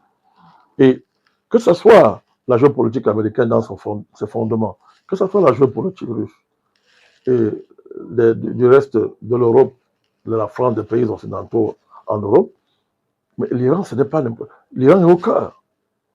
Parce que je vous dis, il est au cœur de l'Asie. Et de ce point de vue, les différents gouvernements qui ont géré l'Iran ont été toujours confrontés à la question de la vocation intercontinentale de l'Iran. Ils ont été confrontés à ça, ce qui les obligeait de savoir manœuvrer entre l'Occident, entre la Russie, entre les intérêts qui se croisaient du fait de la situation géographique du pays. C'est un vieux enjeu. Mais après ça, ça devient un enjeu pétrolier majeur quand les Anglais découvrent le pétrole en Iran. Et la rivalité entre les Anglais et les Russes, ça va s'intensifier. Et du coup, le processus d'occidentalisation de l'Iran va s'accélérer. L'avènement du régime du Shah, le Shah, même l'avènement de l'islamisme, tout ça est lié à la manière dont les Occidentaux ont envisagé, n'est-ce pas, d'abord l'exportation de pétrole iranien, et de deux, comment ils ont envisagé, comment ils devaient capitaliser sur la situation géopolitique de l'Iran. Ça va se renouveler avec l'avènement du conflit israélo-palestinien. Donc, voilà l'enjeu iranien. S'il n'y avait pas la question israélo-palestinienne, ne pensez pas que les choses allaient être totalement différentes. Au contraire, parce que, je vous dis, la position de l'Iran fait d'elle une centralité géopolitique, géoéconomique et géostratégique en même temps, parce que même en termes d'accès, quand vous regardez l'Iran, je crois que c'est au nord ou au sud. Je crois que c'est au sud, c'est le golfe Persique, c'est le golfe d'Oman. C'est là quand vous regardez. C'est des positions hyper stratégiques. Vous regardez au nord, la mer Caspienne. Mais elle est coincée. La mer Caspienne est vitale pour la Russie. Vous comprenez, l'axe russo-iranien qui prend une importance majeure à la faveur du conflit ukrainien, de la guerre en Ukraine. Mais c'est au-delà de cette guerre-là. C'est la position même de l'Iran par rapport à la perspective de désenclavement géopolitique de la Russie. De la Russie surtout, pour ses accès à la mer, aux mers chaudes. Donc, il y a tout ça. Et quand vous regardez maintenant le fait que, parce qu'il y a une chose qu'on oublie, quand les Anglais découvrent le pétrole en Iran, je crois qu'on est dans les années 1900, quand ils découvrent le pétrole en Iran, ils signent un accord unique dans la pure tradition occidentale, unique, 16% pour l'Iran. On est sous le régime de... Oh, c'était une dynastie là dont j'ai oublié le nom, ça me vient pas. Je peux regarder si c'est pas si je permettez que je vois. Voilà, la dynastie de Qajar. Ça, la population est effarée. On est là à la naissance du nationalisme iranien. À l'époque, la population est effarée. Ça va déboucher sur des émeutes, déjà à l'époque. Alors, quand les Iraniens s'approchent, dans les années 1920 en montant, etc., quand on découvre le pétrole saoudien, les Iraniens comparent. Comment ça va possible? Vous êtes avec les Saoudiens à 50%. Donc 50-50. Mais comment avec nous, vous êtes à 16%. Quand arrive Mossadegh, il nationalise, les Anglais mettent le pays sous embargo. Donc, la tradition de l'embargo va commencer là où vous imaginez. Voilà pourquoi c'est important d'avoir de la perspective, mon cher ami. Les Anglais ont mis sous embargo. Ça va créer des situations, ça va rendre la vie très dure, et la CIA va intervenir dans l'opération, je crois, Ajax. L'opération Ajax, la CIA va intervenir pour renverser Mossadegh et ramener le Shah. Donc, vous voyez très bien que, regardez ce pays depuis très longtemps. Les Occidentaux font ce qu'ils veulent là-bas. Ils font ce qu'ils veulent. Alors, quand ils se convertissent à l'islam, au 7e siècle, avec le schisme, qui est la particularité de l'islam iranien, n'est-ce pas? Il faut rappeler qu'on a longtemps, c'était la Perse, hein, c'était pas au 7e siècle, mais le pays, c'était un vieux pays plus que ça. Donc ça veut dire que vous avez un mélange. Il y a les Juifs en Iran, hein. Il y a les Juifs en Iran, gens ne le savent pas. Il y a les Juifs en Iran, il y a les Africains noirs en Iran. C'est une communauté particulière dont j'ai oublié comment on les appelle, mais ils sont là-bas. Hein? Ils ne sont pas 10 000, ils sont plus de 10 000, plus de 20 000 en montant. Donc, c'est un pays particulier. De toute façon, la Persie a toujours été un cas. Oui, c'est un pays particulier. Et dans l'histoire de l'Iran, on connaît que, à un moment donné, l'Iran, Cyrus le Grand, a joué un rôle dans la protection des Juifs. Et ça va même continuer. Donc, c'est un pays qu'on ne peut pas réduire à ce qu'on nous dit là. Et l'Iran est le premier pays islamique à reconnaître l'État d'Israël. Mais on ne peut pas le réduire à ce qu'on nous dit là. Ouais, qu'il y a il y a une dynamique de diabolisation extrême qui vise à donner un rôle au pays pour justifier ce qu'on lui fait après. Donc, pour ne pas m'éloigner de cette géopolitique, vous voyez que ça va, quand tu vois dans le rapport que les Américains ont par rapport au pétrole saoudien, ils disent que ben, chez nous, ben, vous devez faire pareil. Ça détermine cette histoire-là. Après, on va opposer l'Iran et l'Irak. C'est la guerre qui va durer 8 ans. On va surramer l'Iran. Et une fois qu'on vous surrame, quand vous êtes surramé dans le cadre de leur géopolitique, tout Israël est à côté, il faut que la guerre finisse, on vous désarme. on doit vous désarmer. Donc c'est un cycle infernal. C'est un cycle infernal. L'Iran est sous un chaudron géopolitique. C'est volcanique ça. Comment est-ce qu'on peut vivre comme ça? Aucun pays ne peut vivre comme ça. Ils sont même particuliers, ces gens. Moi, ils m'impressionnent, les Iraniens. Vivre comme ça sous un chaudron géopolitique, c'est pas donné. C'est pas donné. Alors, et chaque fois, les Occidentaux les poussent dans les mains étrangères, entre guillemets, et quand ça les arrange, quand les arrange pas, on les somme de rompre les relations avec les mains étrangères avec lesquelles on les a poussés. C'est ce qu'on fait maintenant, Donald Trump. En fait, c'est ça, Donald Trump. Je ne veux pas te voir commercer avec l'Iran, pardon, avec la Chine, avec la Russie. Voilà. Mais qui a poussé l'Iran dans les bras des Russes et des Chinois? Si on prend seulement la séquence ici, parce que dans l'histoire de l'Iran, mais elle a toujours été obligée de naviguer entre ces puissances-là, entre la Russie, c'est ce qu'on appelle en géopolitique le grand jeu.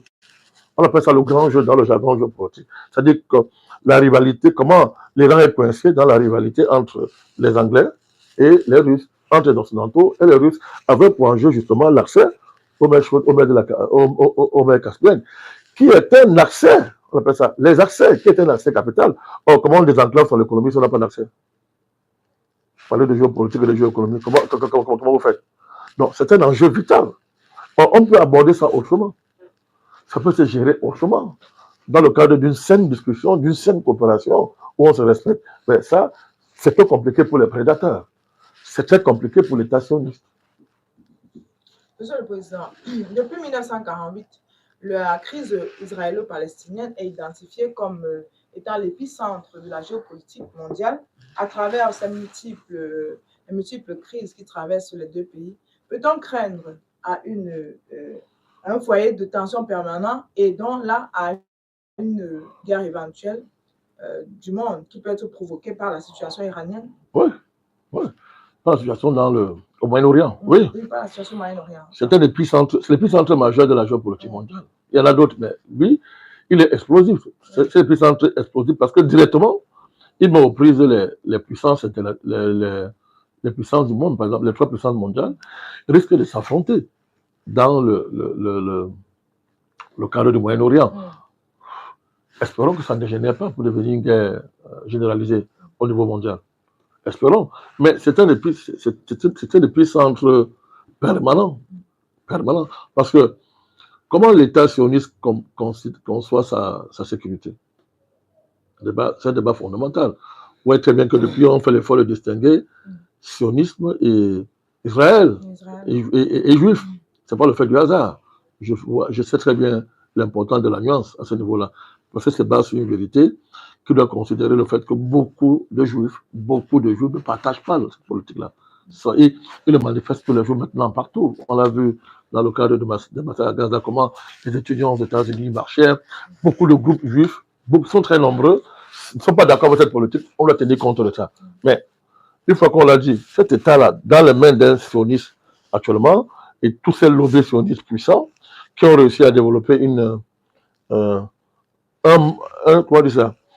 stratégie mondiale sioniste, attention, puissante, qui détermine la vie politique en France, en Europe et aux États-Unis. Donald Trump peut être élu. Il a été financé par ces lobbies-là. Donc vous voyez qu'on est en face d'une stratégie mondiale. Enfin, attention, c'est une stratégie mondiale, c'est là où c'est sérieux. C'est pour ça qu'il faut s'intéresser sérieusement à cet épicentre-là. Donc, ce lobby-là, comment il conçoit la sécurité d'Israël? Il la conçoit par la négation des autres États qui existent là, autour d'Israël. C'est le problème. Dans ce moment-là, comment on va faire? Le cas de Gaza est grave parce que c'est doublé d'un enjeu économique qu'on cache, qu'on masque. L'accès aux immenses réserves de gaz qui sont coincées à Gaza. Donc, de ce point de vue, il n'est pas pensable pour ces gens qu'il y ait des populations palestiniennes à Gaza. Les gens ne prennent pas la mesure, mais c'est ça qui est au cœur. Netanyahou, c'est ça aussi, c'est même ça. C'est ça. Il faut dépopulationner Gaza. Il faut dépopulationner Gaza pour que les projets économiques aboutissent. l'exploitation de ces nappes de gaz. Gaza. Voilà, et on peut le faire jusqu'au génocide, jusqu'à l'extermination de la population de Gaza. Donc, voilà la dimension, vous posez la question. Voilà, ce n'est pas seulement une géopolitique du Golfe, il est mondial. C'est une géopolitique mondiale, parce que le sort du monde se joue en grande partie dans cette puissance-là. Moyen-Orient. Moyen-Orient. Certains géopoliticiens iraniens pensent que Israël et les États-Unis, je veux dire, veulent un Moyen-Orient brisé et une Afrique du Nord fragmentée. Ils veulent détruire les États-nations, précisément au Moyen-Orient, et que certains États seront ciblés. Est-ce que vous partagez cette opinion? C'est un fait, c'est un fait. L'Algérie est ciblée, sérieusement ciblée. L'Algérie est ciblée parce qu'elle a le malheur de ne pas avoir de dette. Deuxièmement, son histoire, etc. Et son positionnement géopolitique. Et elle a le malheur d'être en face d'un enfant chéri de la communauté internationale, le Maroc. On est dans une position typique des conflits géopolitiques que l'Occident aime entretenir. Mais ça ne peut pas toujours des guerres comme celle-là aller détruire un État-nation qui n'est pas aligné et qui a une structure qui n'est pas acceptable du point de vue des mondialistes, sionistes. Bon. Alors, vous avez raison de le dire, qu'il y a des États qui sont ciblés. Vous voulez parler de guerre mondiale, si vous avez bien suivi? Non, ils ont parlé du Moyen-Orient brisé et d'une Afrique fragmentée. Oui, c'est géopolitique du chaos. Oui. Cette fragmentation permet à un monsieur comme permet l'émergence politique de Netanyahou, son maintien au pouvoir, et d'autres qui vont venir. Donc, l'émiettement des nations, leur affaiblissement et leur transformation en protectorat est un enjeu géopolitique majeur dans le cadre de la stratégie de ces gens-là. Vous avez raison, ce n'est pas une lecture qui est fausse. Regardez l'État d'Israël. Est-ce qu'on ne savait pas quand on renversait le colonel Kadhafi de Salah? On savait. Des voix sont élevées en Afrique pour le dire. Une voix beaucoup criée, le président Déby, par son homme, il les avait avertis. Il n'était pas le seul. Ils ont été avertis, mais c'était ça le projet.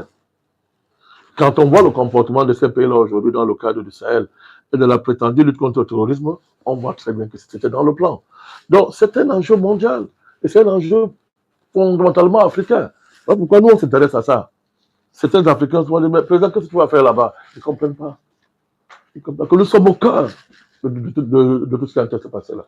Monsieur le président Manakani, c'est vrai que depuis ces derniers jours, vous n'aimez pas les positions du président Donald Trump, mais quand même, il a fait un discours dans son avion dans lequel il a affirmé que l'Iran l'avait appelé pour négocier cette fois-ci.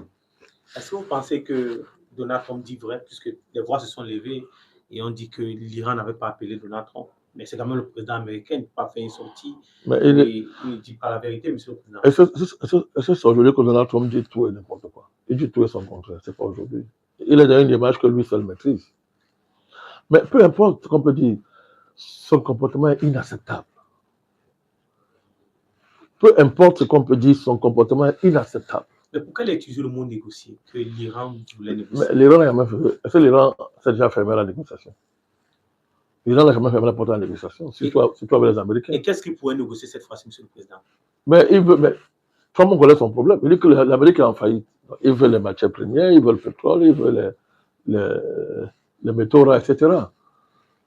Si vous voulez savoir de quoi je parle quand il parle de faillite, allez voir le niveau atteint aujourd'hui par la dédollarisation. Ça veut dire quoi? Je vais être précis, hein, parce que le mot il est un peu vague.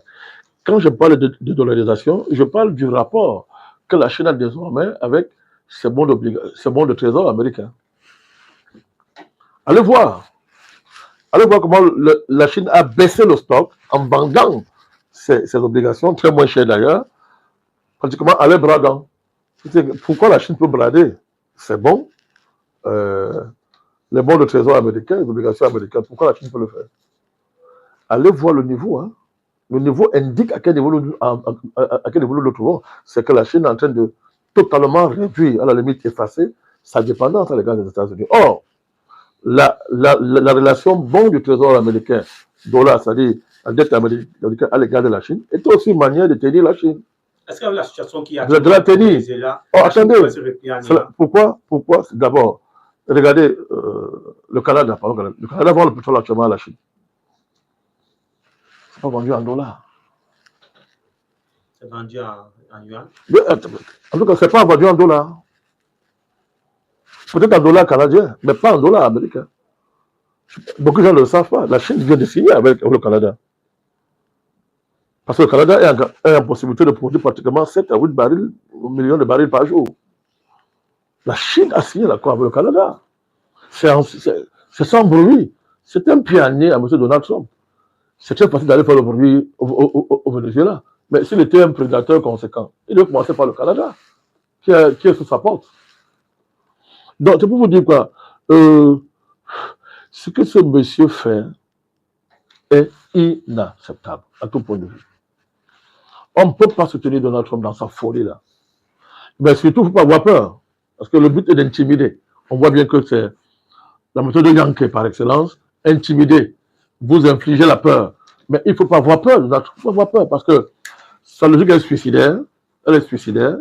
Ça peut pas marcher. Même si ça marche 2 jours, ça ne peut pas marcher. On sait comment. Elle est suicidaire et il n'a pas les moyens de cette politique-là parce que partout, il faut le bruit pour échouer. Regardez le Venezuela. Il dit que le vice-président du Venezuela, il dit qu'il va diriger le Venezuela. Non, nous dirigeons le Venezuela. En même temps, il dit aux Américains de quitter le Venezuela. Mais ça vous, c'est la folie. Est-ce qu'un président fait comme ça? Il n'est pas le premier président américain. Tous les présidents américains sont des prédateurs, des assassins criminels. Mais rarement on a vu le président américain être aussi hystérique. Bon, l'hystérie de Trump est à la hauteur de la faillite américaine, dont il est bien conscient. Mais à quoi ça sert de faire du bruit pour après étaler à la face du monde entier l'impuissance de l'Amérique? Même au Venezuela, il ne contrôle rien. Puisque je vous dis qu'il a demandé de quitter. Deuxièmement, les entreprises ont dit on n'investit pas. Donc, le garantie de sécurité, tu n'en as pas. On est en train de réfléchir comment c'est l'État qui va aller, entre guillemets, investir.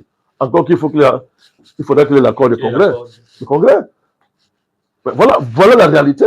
Non, on vous dit non, on a utilisé une arme invisible, machin, tout le bruit là, pour après demander à des populations de fuir. Parce que les patriotes vénézuéliens sont en train de traquer les Américains dans tout le pays. C'est la preuve par A plus B qu'ils ne gouvernent pas le Venezuela. Monsieur le Président. Donc, c'est pour dire quoi? C'est pour bien marquer le fait qu'il ne faut pas avoir peur des États-Unis, il ne faut pas avoir peur de l'hystérie de M. Donald Trump, parce que l'Amérique n'est pas si forte que ça. L'Amérique n'a pas créé le monde, les nations n'appartiennent pas aux Amériques, aux États-Unis, et la résistance paye quand on est en face de l'impérialisme. Monsieur le Président Banakani. La résistance paye mieux que la soumission. La résistance paye mieux que la soumission. Face à l'impérialisme. Vous êtes dans la résistance, Monsieur le Président? C'est plus que la résistance. Moi, je suis très optimiste. Moi, je ne vois pas. Moi, quand je vois Donald Trump agir aux États-Unis, je vois un empire foutu, qui est faible. Vous voyez l'empire qui s'effondre? Très faible. Et c'est ce qui vous conseille au panafricanisme. Quel est le positionnement du panafricanisme au-delà de tout ce qui se passe, même actuellement en Iran? Non, le panafricanisme, c'est la continuité de la résistance. La grande résistance historique, depuis les nègres marrons, en passant par toutes les séquences, jusqu'à nous. Mais au-delà de la résistance, c'est un projet pour l'Afrique, c'est un projet pour le monde. Et ce projet pour le monde est basé sur l'insignifiance des gens comme Donald Trump. Il ne signifie rien. Quand le gars de France, il ne vaut rien, il ne signifie rien. Parce qu'on a vu mieux que ça. Donc, les panafricanistes doivent proposer un vrai projet pour le monde qui soit à la hauteur, non seulement de la diversité des situations mondiales et des nations, mais aussi de l'unité de l'espèce humaine. Donc, c'est un projet qu'il faut penser. Ce n'est pas à la hauteur des Yankees, ce n'est pas à la hauteur des puissances qui sont tiraillées entre les volontés de puissance et la nécessité qu'il y aurait à tenir contre des autres nations. La mission du panafricanisme du XXIe siècle se trouve là. Proposer un autre monde, proposer d'autres relations internationales, proposer une autre vision de l'humanité qui n'a rien à voir avec la prédation, qui n'a rien à voir avec l'impérialisme. Voilà, voir comment on peut équilibrer les relations. Et c'est possible de faire. Je prends un cas concret. Monsieur Donald Trump constate que l'Amérique est en train de faire faillite, a failli, est en faillite, il a besoin de pétrole vénézuélien. À la place, ça aurait été un panafricaniste, je l'ai discuté avec le président du Venezuela. Simplement. En lui donnant tout le respect qu'il mérite du fait que j'ai besoin de son pétrole. Et ça aurait été extraordinaire en termes d'espérance, de perspective, en termes de chamboulement des relations internationales. On aurait pu offrir un modèle de coopération au monde. L'Amérique aurait apporté sa technologie, le Venezuela aurait offert son pétrole. Et un axe extraordinaire en matière de coopération, en matière de partage, ce serait créé aux yeux de tout le monde. Mais qu'est-ce que vous voulez? Un sauvageon est président, il est fou, tout pour lui c'est la force, humilier les gens, il va kidnapper un président en plein 21e siècle. Et c'est d'abord des mensonges, à tout point de vue. Comment est-ce qu'on peut tolérer des choses comme ça? Monsieur le Président Balakani, vous qui êtes le pionnier du renouveau panafricaniste et déjà depuis 15-16 ans, vous avez porté cette dynamique. Avez-vous l'impression que... Ben, ce que je dis pour Trump et le Venezuela est valable pour l'Afrique. Coopération sud-sud. Panafricanisme entre les Africains. Malheureusement. Mais on ne peut pas espoir, on est très optimiste. J'étais en train de dire que, Monsieur le Président Balakani, vous qui est le premier pionnier, je vais dire, du renouveau panafricaniste, déjà depuis 15 ans ou 16 ans, et vous avez porté le mouvement panafricaniste au plus haut niveau des technologies géopolitiques, des dynamiques géopolitiques et même géostratégiques. Avez-vous l'impression que tout ce qui se passe actuellement dans le monde, au Moyen-Orient et même dans le monde entier, est la cause ou encore la conséquence des différentes lignes rouges que le panafricanisme a fait bouger? Oui, c'est évident. Donc nous pouvons... On a annoncé tout ça, non? Donc nous pouvons sortir avec une... On a annoncé tout ça. Alors que personne ne voyait, nous avons annoncé. Nous avons dit ces choses-là.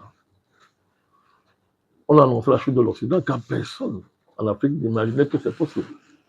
On n'a pas seulement annoncé. On a créé les conditions de cette chute et elle est là en Afrique. Dans le monde, ça s'accélère. Peut-être qu'il faut aussi que vous annoncez la chute de Donald Trump, Monsieur le Président. Je n'ai pas besoin. Moi, je n'annonce pas pour annoncer. D'ailleurs, lui, on n'a pas besoin d'annoncer. Il a déjà chuté. On n'a pas besoin d'annoncer. Il a déjà chuté, il est foutu. Il a déjà chuté. On n'a pas besoin d'annoncer. Ce qu'il fait, on sait comment ça finit. Parce qu'il n'invente rien. Rien de nouveau sous le soleil. Rien de nouveau. Il y a eu pire que lui. Dans l'histoire de l'humanité, on sait comment ça s'est terminé. On n'annonce pas une chute qui est déjà là. Voilà. Mais il est simplement révélateur de la situation réelle des relations entre les nations, de la situation réelle, de la situation réelle des relations internationales. Mais il est aussi le reflet de la situation réelle de l'économie mondiale.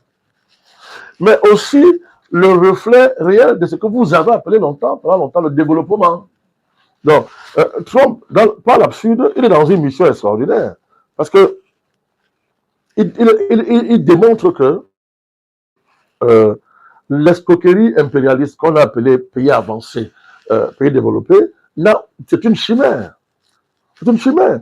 Donc, la théorie de la dépendance, qu'un monsieur comme Sami Amin, entre autres, a bien développé et a bien montré, elle est d'une brûlante actualité.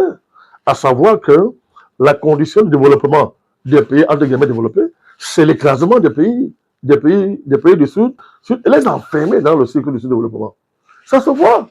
Comment est-ce que vous avez besoin de pétrole d'un pays, au lieu de bâtir un axe de coopération qui est clair, vous préférez aller kidnapper le président, vous menacez les gens, maintenant vous allez aller arracher le Groenland, vous voulez... Mais c'est la folie. Mais moi, ce qui me plaît, c'est, je vois tous ces gens qui ont voulu nier l'impérialisme depuis des années en Afrique, Achille Mbembe, tous ces gens-là qui ont voulu nous inventer des théories bidons. Ne vous cachez pas, sortez de vos trous. Sortez de vos trous. Ça a toujours été ainsi.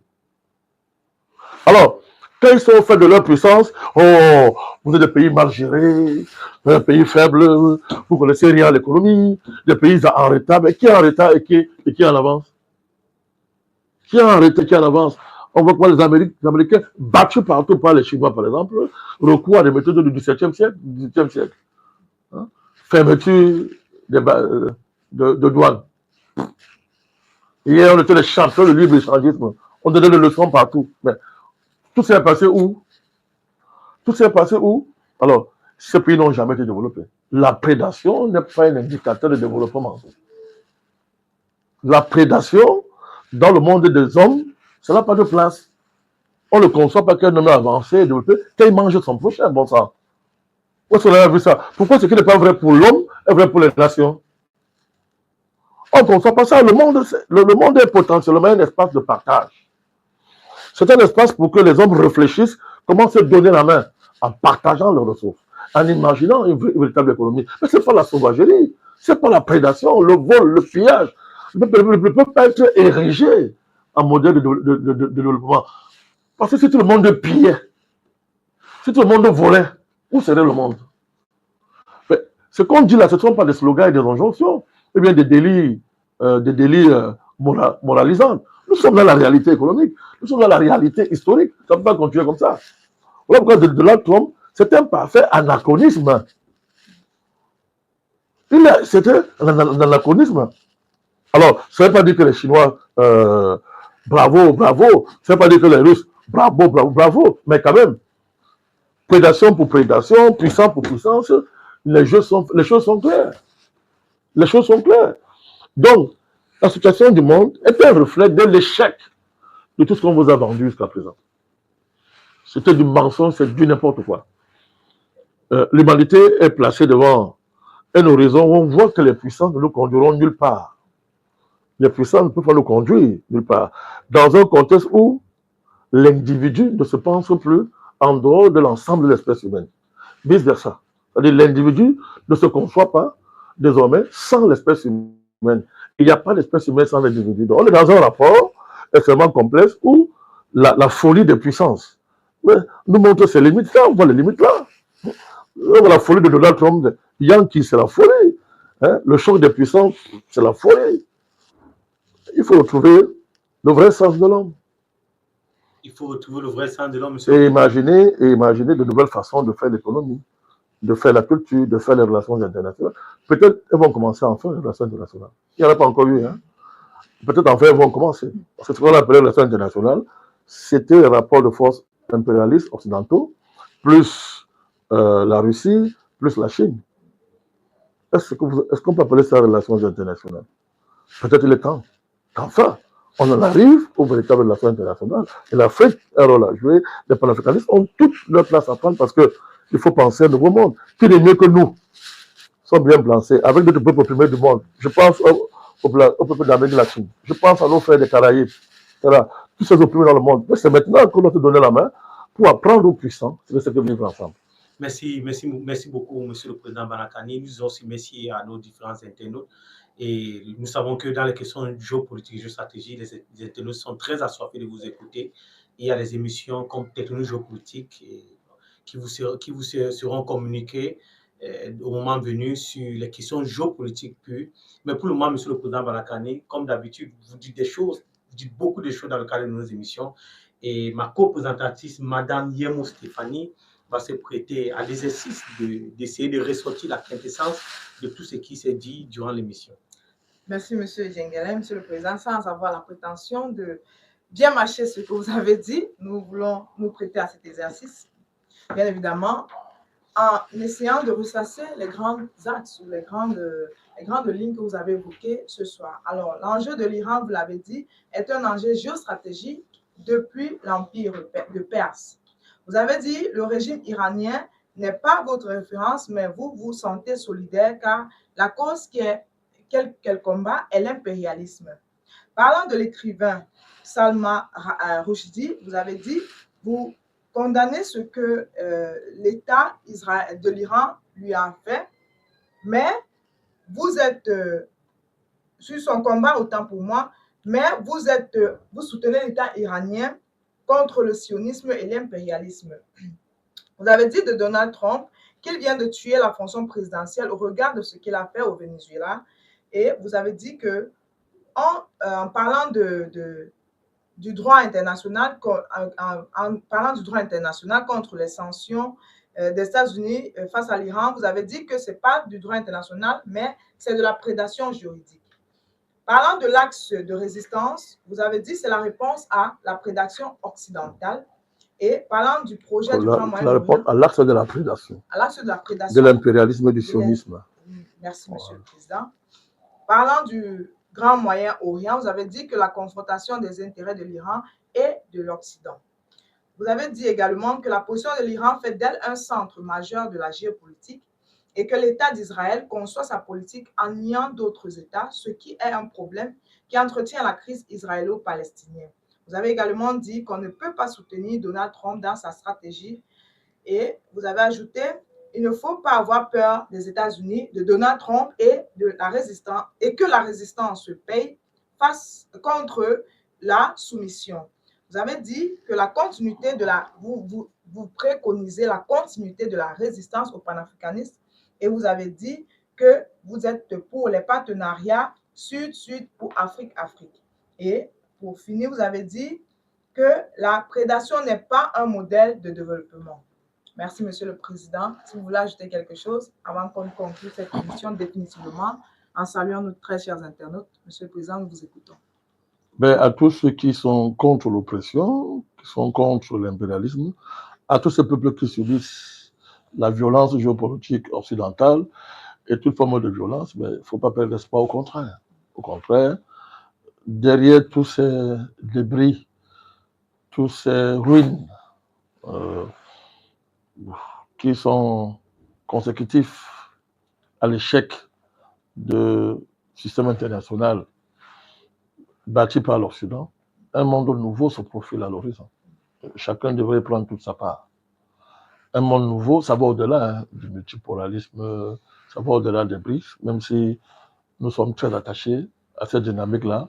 Mais un monde nouveau se profile, chacun doit y prendre sa part. Mais en apprenant à se donner la main les uns les autres, à se respecter. Il faut respecter les autres. Il faut savoir tenir compte des autres. On est différents, on est unis dans la différence. Et au XXIe siècle, ce sera cette civilisation qui va être capable de concilier l'unité et la différence, qui est le caractère naturel de la vie. Voilà, donc, voilà, c'est notre combat, c'est le combat des panafricanistes. Nous sommes très optimistes devant ces défis-là. Merci, Monsieur le Président. Nous disons comme ça, merci à Monsieur Djengele. Merci à tous nos internautes, à tous les internautes qui nous ont suivis et à tous les abonnés de la chaîne NMP officielle et Président Banakani officiel. À nous revoir prochainement pour une autre édition du Direct spécial.